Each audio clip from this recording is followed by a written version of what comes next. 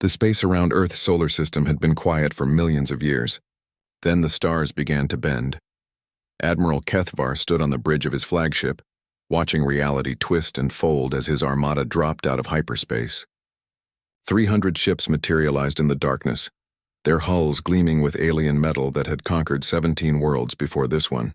The massive vessels hung in space like sleeping giants, their weapon systems already charging for what would surely be another easy victory.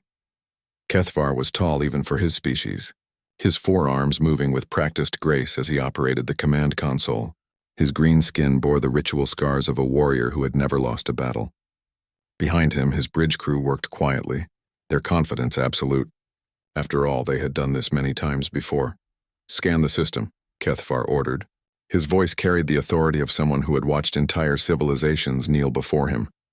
The tactical officer, a younger Zephyrian named Veltar, studied his instruments. "Admiral, we detect minimal defenses, several dozen orbital platforms around the third planet, some scattered installations on the fourth planet and its moons. Their largest vessels appear to be cargo ships." Kethvar nodded. It was exactly what their long-range scouts had reported 3 months ago. The humans were a young species, barely a few hundred years into their space age. They had spread to a few nearby planets and moons, but their technology was primitive. Their weapons were chemical rockets and simple energy beams. Their ships were slow and clumsy.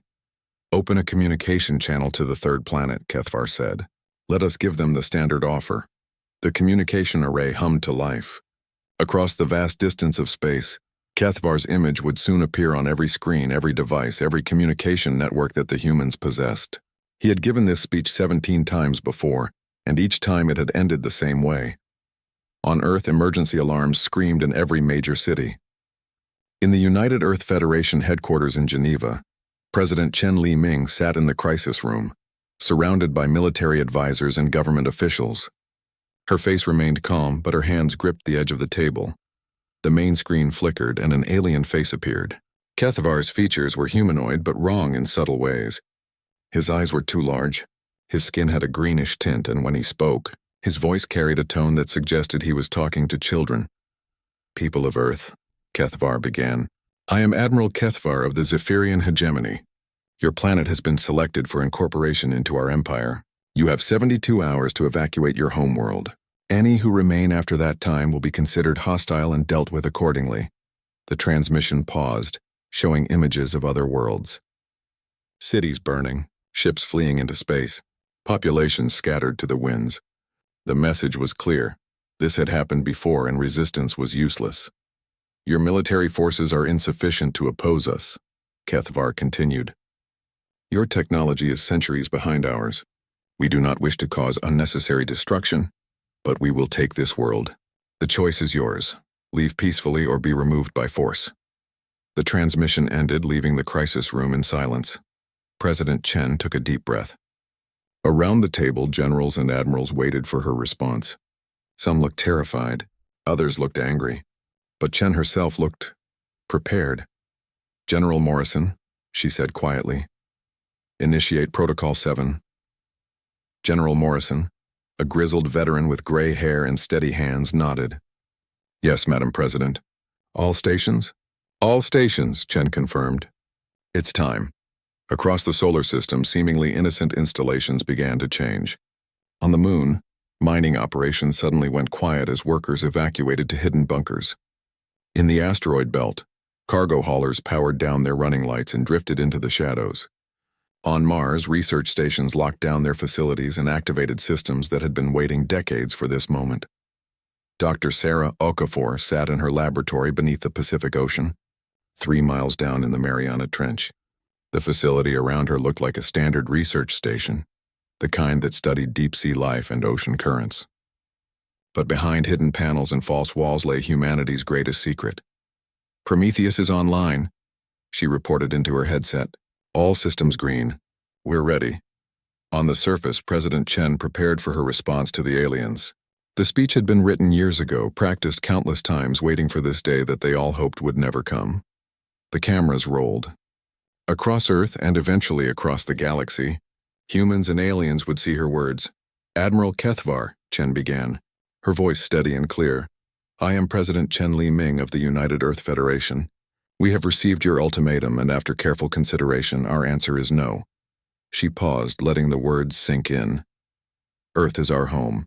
It has been our home for thousands of years, and it will remain our home for thousands more. We will not abandon our world, and we will not surrender to threats. In space, Kethvar watched the transmission with amusement. The human leader looked so small, so fragile. Her defiance was admirable but pointless. We understand that you believe your military is superior to ours, Chen continued. You may be right. But you should know that humanity has a saying. The bigger they are, the harder they fall. We suggest you reconsider your position. The transmission ended. On the Zephyrian flagship, Veltar looked up from his console. Admiral, should we begin the attack? Kethvar waved a dismissive hand. No, let them have their full 72 hours. It will give their evacuation ships time to clear the system. We are not monsters, Veltar. We prefer to win without unnecessary slaughter. What Kethvar didn't know was that there would be no evacuation ships. The frantic communications his sensors were detecting between Earth and its colonies were not about fleeing. They were about fighting. In hidden facilities across the solar system, weapons that had never been fired began their startup sequences. Ships that had pretended to be harmless civilian vessels shed their disguises and revealed their true nature. Soldiers who had trained in secret for decades took their positions. Humanity had been watching the galaxy for a long time.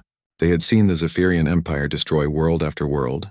They had studied alien technology, learned alien tactics, and prepared for the day when the Empire would come for Earth. That day had finally arrived. The aliens thought they were dealing with a primitive species that had barely learned to leave their home planet. They were about to discover that humanity had learned much more than just space travel. They had learned how to hide, how to plan, and most importantly, how to fight. The 72-hour countdown had begun. But it wasn't counting down to humanity's surrender. It was counting down to war. The Zephyrian communication officers worked around the clock, intercepting every signal that flowed between Earth and its scattered colonies. What they heard made Admiral Kethvar confident in his victory. Sir, reported Communications Officer Zarek, we're detecting massive evacuation efforts. The humans are calling in every available transport ship. They're requesting emergency supplies from their Mars colonies. Some of their military units are withdrawing from outer system positions. Kethvar nodded with satisfaction. Exactly as expected. They know they cannot fight us, so they run. It is the smart choice. But the signals the Zephyrians were hearing were carefully crafted lies. Every panicked transmission, every desperate call for evacuation ships, every seemingly classified military communication had been planned years in advance. Humanity's greatest weapon wasn't their hidden technology. It was their ability to make their enemies underestimate them. On Earth, the real preparations were happening in places the aliens couldn't see.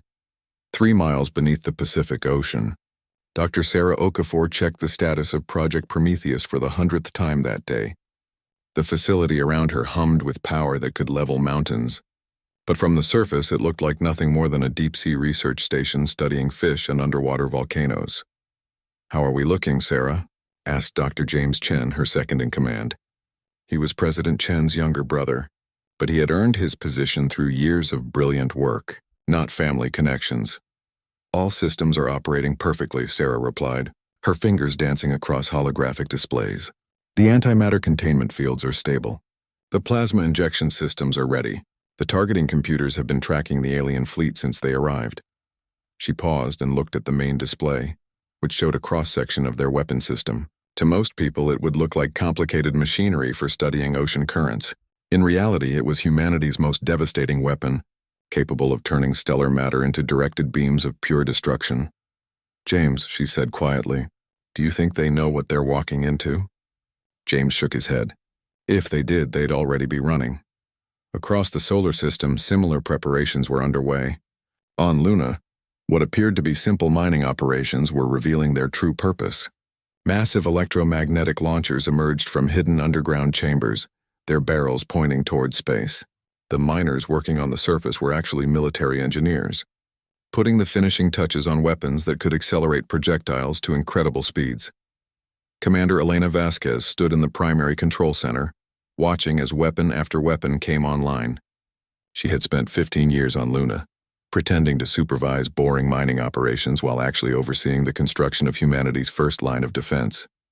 "Ma'am," reported Sergeant Torres, "all rail platforms are operational. We have clear targeting solutions on the alien fleet." Elena nodded. "Good. Remember, when the time comes, we fire everything at once. No second chances." In the asteroid belt, Captain Mike O'Brien floated in the command center of what looked like a standard cargo hauler. The ship's hull was covered in industrial equipment and cargo containers, making it appear completely harmless. But beneath that disguise lay a predator. "How many ships do we have in position?"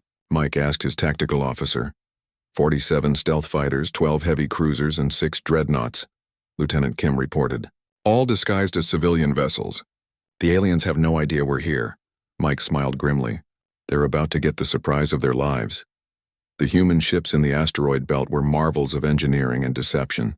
From the outside, they looked like the simple cargo haulers and mining vessels that humans had been using for decades, but inside they carried weapon systems that would have impressed even the Zephyrians.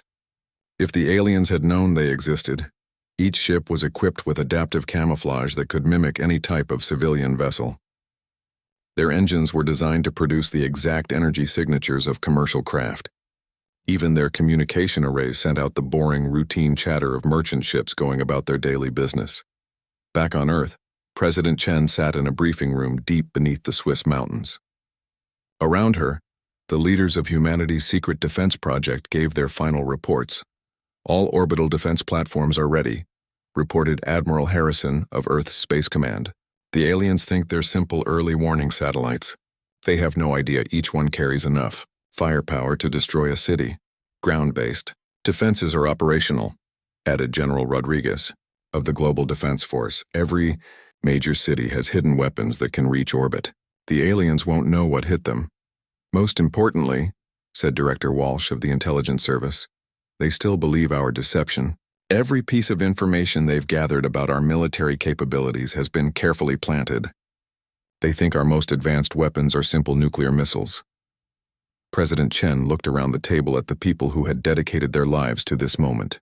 Some had spent decades living double lives, pretending to be simple scientists and administrators, while actually building the most advanced military force in human history. "How long have we been preparing for this?" she asked quietly. 32 years, Director Walsh replied. "Ever since our deep space monitoring stations detected the first Zephyrian transmissions. We've been watching them conquer world after world, studying their tactics, learning their weaknesses. And now they're here," Chen said. "Yes, Madam President, and they have no idea what they're walking into." The beauty of humanity's plan was its simplicity. For over 30 years, they had maintained the appearance of a young, primitive civilization, while secretly developing technology that could rival or surpass anything in the galaxy. They had learned from the mistakes of the 17 species that had fallen before them. Those other species had tried to fight the Zephyrians with conventional tactics, meeting force with force. They had failed because they had played by the aliens' rules. Humanity had chosen a different path. They would make the aliens think they were winning right up until the moment they lost everything. As the hours ticked by, more evacuation ships left Earth's orbit, filled with what appeared to be fleeing civilians. In reality, many of these ships carried military personnel to hidden bases throughout the solar system. Others were empty, programmed to fly to distant locations and broadcast fake distress signals to confuse alien intelligence. The Zephyrians watched it all with growing confidence. To them, it looked exactly like what they had seen 17 times before, a civilization recognizing its inevitable defeat and trying to save what it could. Admiral Kethvar reviewed the intelligence reports with satisfaction. "Excellent.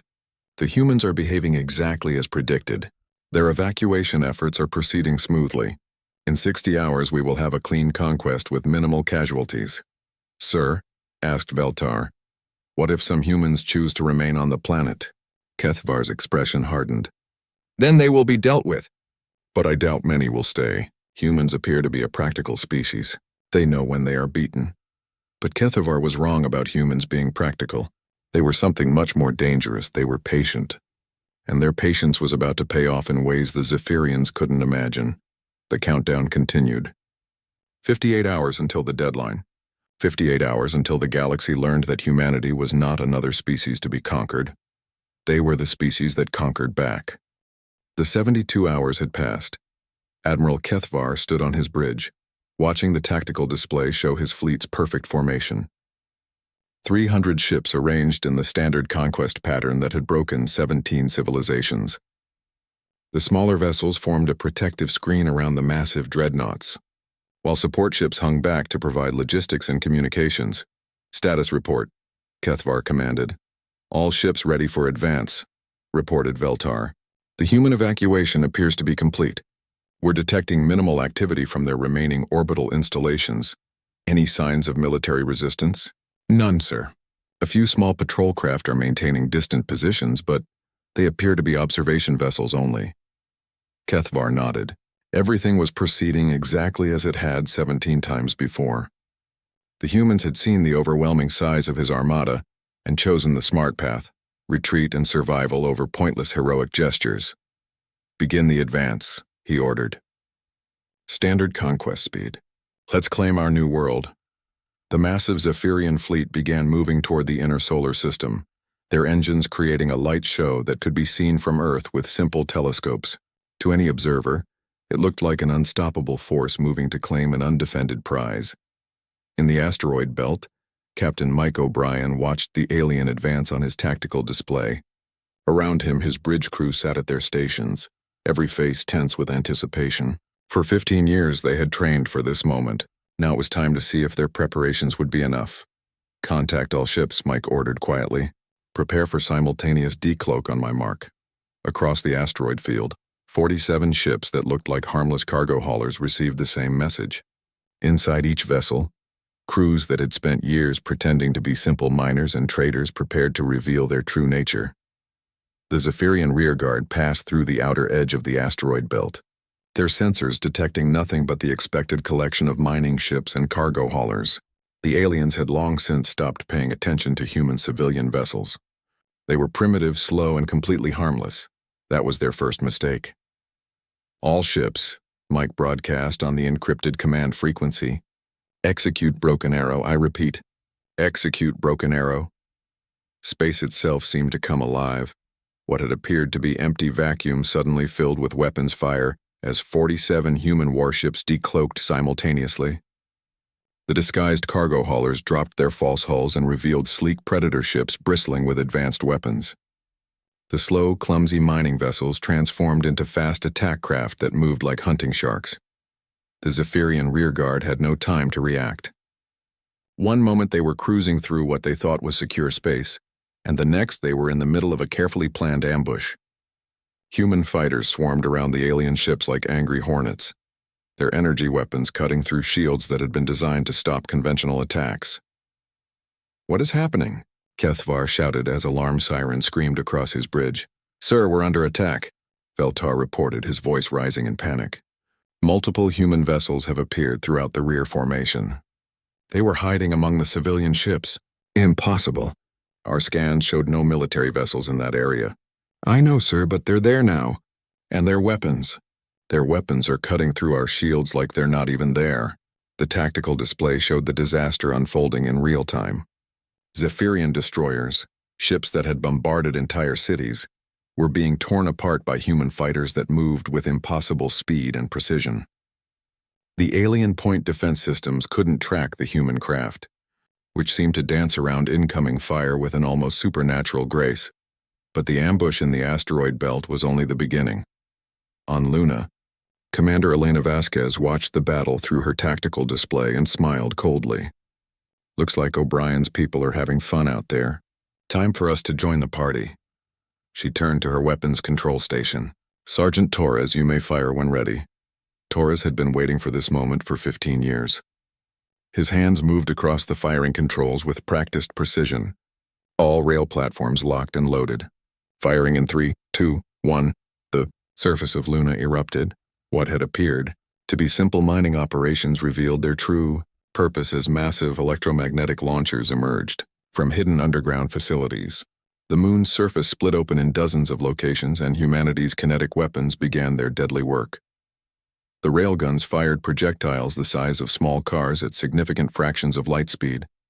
At those velocities, the projectiles didn't need explosive warheads. They were pure kinetic energy, unstoppable hammers that could punch through anything in their path. The first salvo caught the Zephyrian advance guard completely by surprise. The aliens had been focused on the battle in the asteroid belt, thinking that was the extent of human resistance. They never imagined that the small, airless moon orbiting Earth could pose any threat. 3 Zephyrian dreadnoughts, massive ships that had reduced entire worlds to ash, simply vanished as Luna's kinetic bombardment struck them. The projectiles passed through their shields as if they didn't exist, tearing the alien vessels apart at the molecular level. "Sir," Feltar's voice was approaching hysteria. "The 4th planet's moon is firing on us. They have weapons embedded in its surface." Kethavar stared at the tactical display in disbelief. His perfect formation was falling apart. Ships that had seemed invincible were being destroyed by enemies that shouldn't exist. The humans were supposed to be primitive, defenseless, running away in terror. Instead, they were fighting back with technology that matched or exceeded anything in the Zephyrian arsenal. "How is this possible?" he whispered. His intelligence officers had told him that human weapons were chemical rockets and simple energy beams. They had said human ships were slow cargo haulers and research vessels. They had assured him that humanity had barely learned to leave their home planet. Every piece of intelligence had been wrong. "All ships," Kethvar commanded, "maximum speed to the 3rd planet. We end this now." It was the worst possible decision he could have made. As the remaining Zephyrian fleet abandoned their defensive formation and rushed toward Earth, they flew directly into the teeth of humanity's real defenses. The asteroid belt ambush and Luna's bombardment had been just the opening moves. Earth itself was about to show the aliens what humanity was truly capable of. In her command center on Luna, Elena watched the alien fleet charging toward Earth and shook her head sadly. "Poor bastards. They have no idea what they're flying into." On Earth, President Chen received the tactical updates and gave her final order. "Dr. Okafor, you are cleared to engage." 3 miles beneath the Pacific Ocean, Sarah Okafor placed her hand on the firing control. Around her, machinery that had taken 30 years to build hummed with contained power that could split atoms and bend space itself. "Prometheus online," she reported. "Target acquired, firing." The ocean floor trembled as humanity's most devastating weapon came to life. Admiral Kethvar was about to learn that humans had been studying more than just alien technology. They had been studying the aliens themselves, learning their tactics, their psychology, their weaknesses, and they had discovered that the Zephyrians' greatest weakness was their arrogance. The aliens had conquered 17 worlds by using overwhelming force against enemies who fought conventionally. They had never faced an enemy that was willing to hide its true strength, to appear weak while preparing for war, to sacrifice short-term pride for long-term survival. They had never faced humanity. The first phase of the battle was over, and the Zephyrians had already lost more ships than in their previous 3 conquests combined. But they still didn't understand what they were facing. They were about to learn. The Zephyrian fleet screamed toward Earth at maximum velocity. Their formation shattered, but their firepower still devastating. Admiral Kethvar had lost nearly a quarter of his armada, but he still commanded over 200 warships. Surely that would be enough to crush whatever defenses the humans had hidden on their homeworld. He was about to discover just how wrong he could be. "Sir," reported Veltar, his voice shaking, "we're detecting massive energy signatures from the 3rd planet's surface. Multiple locations are showing power readings beyond our scale." Kethvar glared at the tactical display. "Impossible. Our long-range scans showed no significant military installations on the planet's surface." "I know, sir, but the readings are there, and they're growing stronger." 3 miles beneath the Pacific Ocean, Dr. Sarah Okafor watched her instruments with the calm focus of someone who had trained for this moment her entire adult life. Around her, the Prometheus facility hummed with power that could reshape matter at the atomic level. "Targeting systems locked on the lead dreadnought," reported Dr. James Chen. "All antimatter containment fields stable. Plasma injection systems ready." Sarah nodded and placed her hand on the firing control. "Prometheus weapon system, this is Dr. Okafor. You are cleared to engage." The ocean floor shuddered as humanity's greatest secret revealed itself. From what had appeared to be a simple deep-sea research station, a beam of pure stellar fire erupted toward space. The weapon didn't use conventional energy or kinetic force.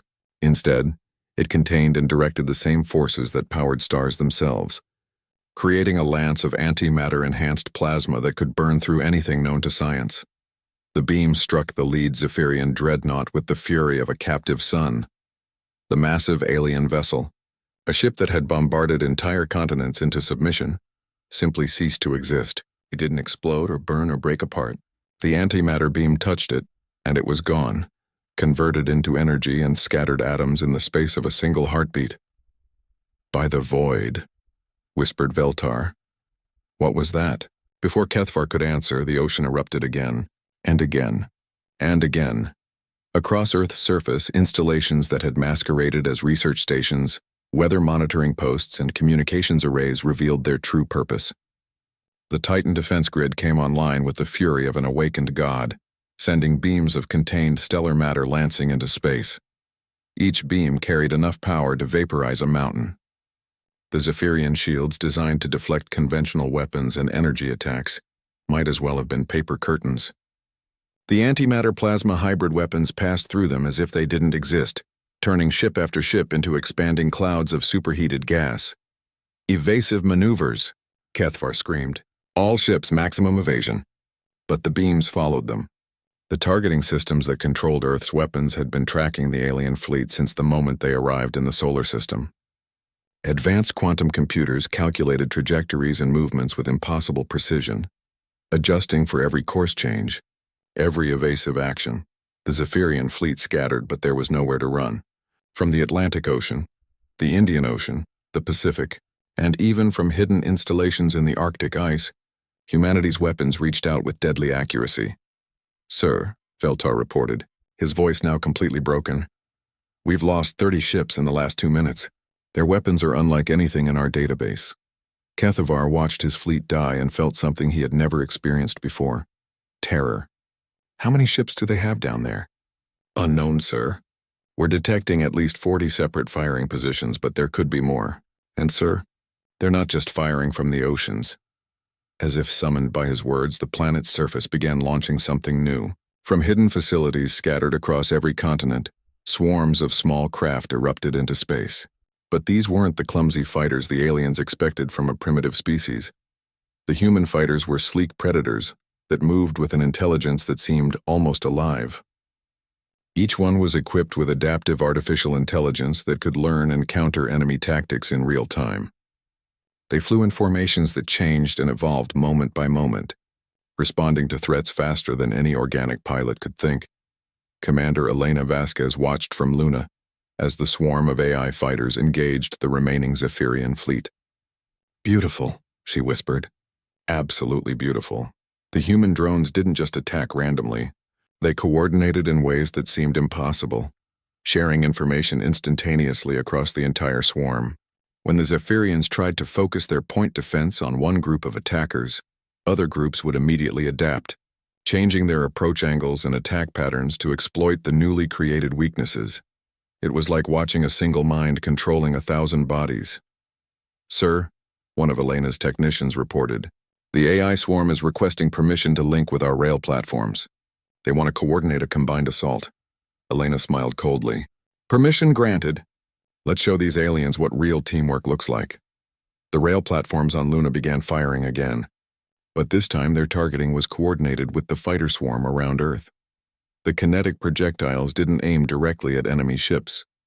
Instead, they created killing zones that the AI fighters herded their targets into, using precisely timed attacks to force the alien vessels into the path of Luna's bombardment. Admiral Kethvar watched the slaughter and finally understood the truth. The humans hadn't been running away during the 72-hour deadline. They had been preparing. Every evacuation ship, every panicked transmission, every piece of intelligence his forces had gathered had been a carefully crafted lie. "They played us," he said quietly. "From the very beginning, they played us." The Zephyrians had conquered 17 species by overwhelming them with superior numbers and firepower. But humanity had turned that strategy against them. They had made the aliens commit their entire fleet to what appeared to be an easy conquest, then revealed weapons that made Zephyrian technology look primitive. "Sir," Veltar said, "what are your orders?" Kethvar looked at his tactical display. He had started this battle with 300 ships. Now he had fewer than 70, and those were scattered and demoralized. His fleet was trapped between Luna's kinetic bombardment, Earth's antimatter weapons, and the asteroid belt's hidden warships. More importantly, he was facing an enemy that had been studying Zephyrian tactics for decades. Every move his fleet made was anticipated, every strategy countered before it could be implemented. "Open a channel to the human leadership," he said finally. "Sir?" Beltar looked confused. "You heard me. Open a channel. I want to speak to whoever is in charge down there." The communication array crackled to life, and President Chen's face appeared on the main screen. She looked exactly as she had during her defiant speech 3 days ago. But now Kethvar understood that her confidence hadn't been bravado. It had been the certainty of someone who knew exactly how this battle would end. "Admiral Kethvar," Chen said calmly, "I assume you're calling to discuss surrender terms." The words hit Kethvar like a physical blow. Surrender terms. He was the one being offered the chance to surrender. "Your weapons," he said slowly. "They're not in our database. How long have you been developing them?" "Long enough," Chen replied. "We've been watching your empire for over 30 years, Admiral. We've seen what you do to civilizations that fight you conventionally, so we chose a different path. You made us think you were primitive. We made you think what you wanted to think. Your empire has grown fat on easy conquests. You forgot that sometimes the prey fights back." Around Admiral Kethvar, his bridge crew watched their instruments in growing horror. More ships were dying every minute, and there seemed to be no end to Earth's weapons. Worse, the humans weren't just defending themselves anymore. They were hunting. The AI fighter swarm had spread throughout the inner solar system, working with the disguised warships from the asteroid belt to track down every surviving Zephyrian vessel.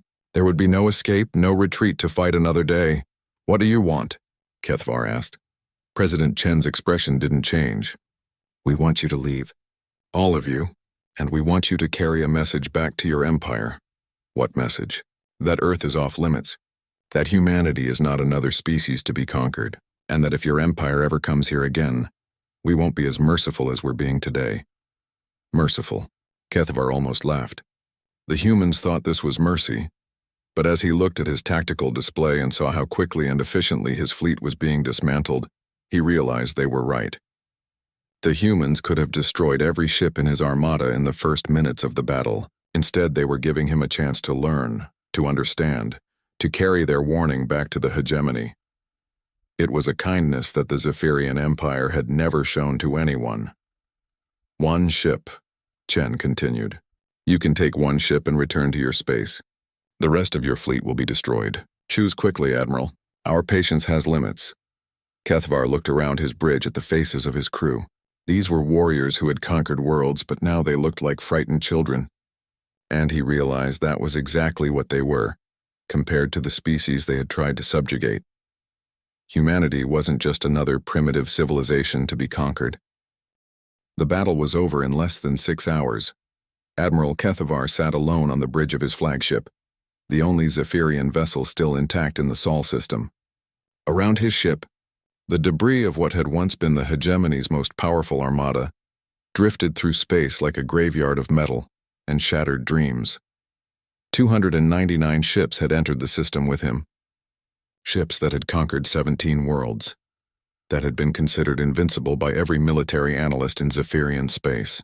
Now they were nothing but expanding clouds of plasma and twisted wreckage.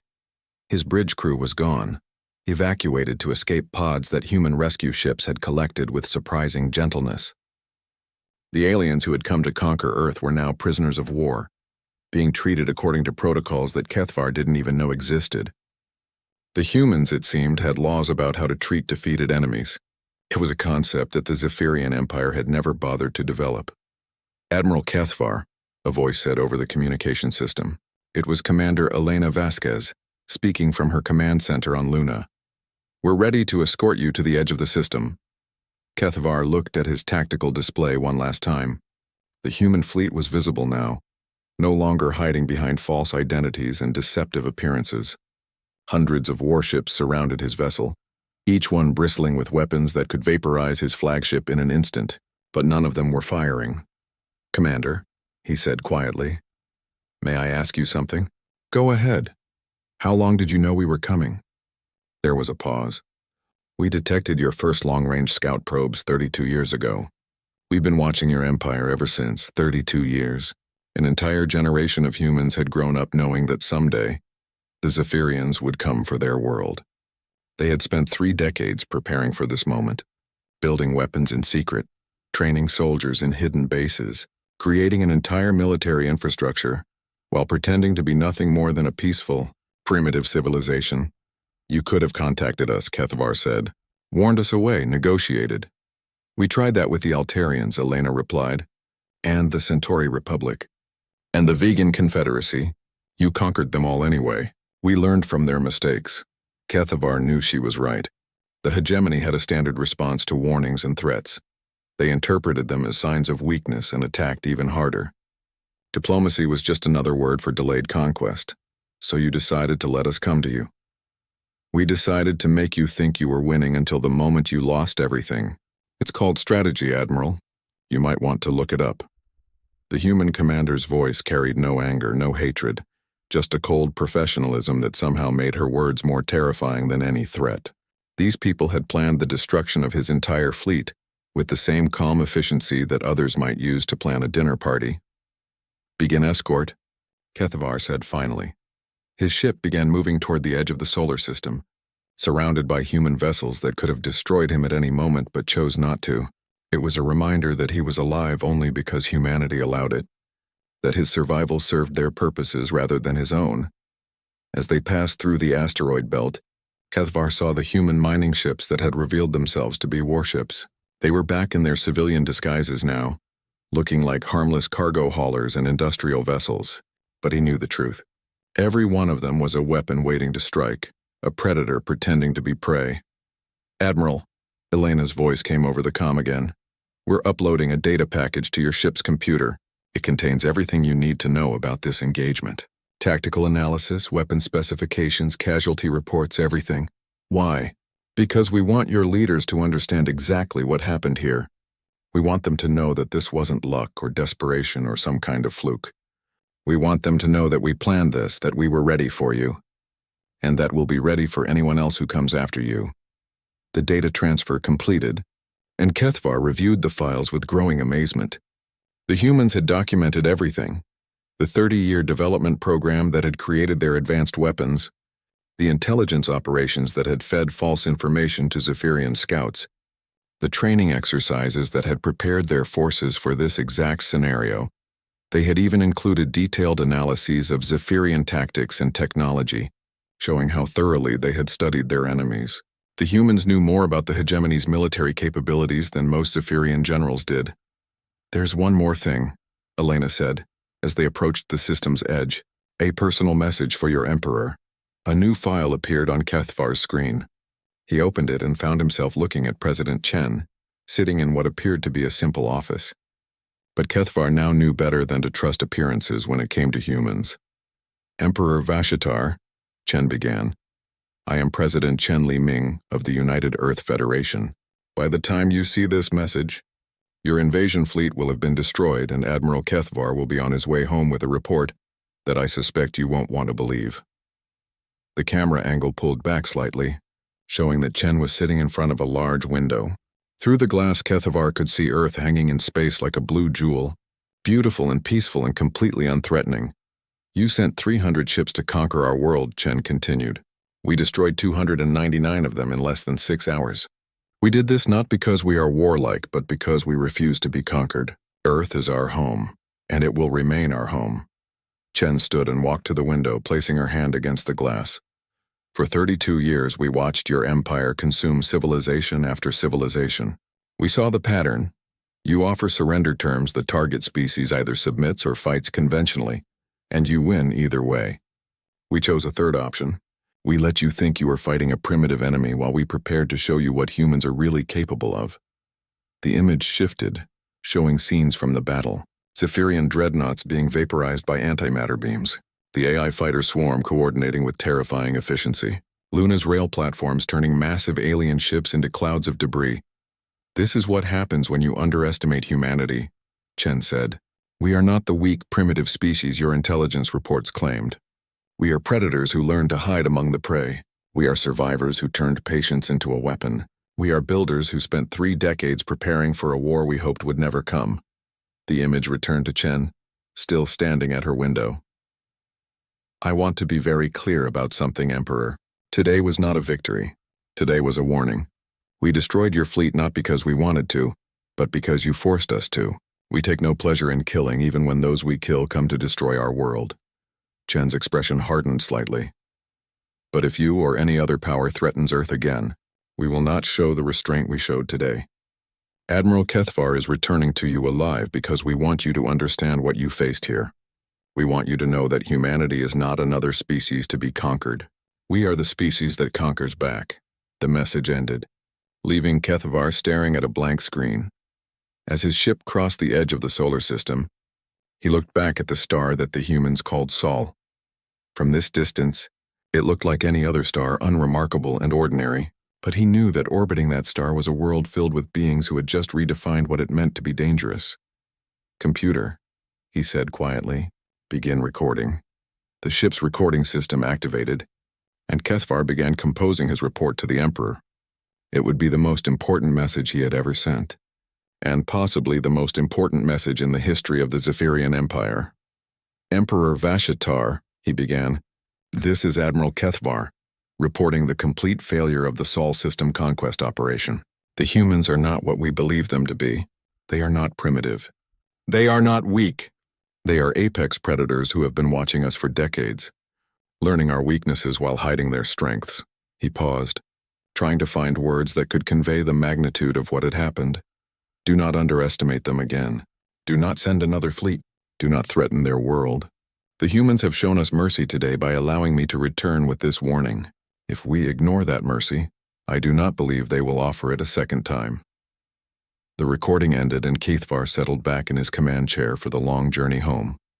Behind him, the Sol system grew smaller and smaller until it was just another point of light among the stars. But he knew he would never forget what he had seen there. He had witnessed the birth of a new power in the galaxy, a species that preferred peace but excelled at war when peace became impossible. The Zephyrian Empire had ruled through fear and overwhelming force for 1,000 years. Today they had learned that there were worse things to fear than death. They had learned to fear humanity's patience, humanity's intelligence, and humanity's willingness to do whatever it took to protect their home. The galaxy would never be the same.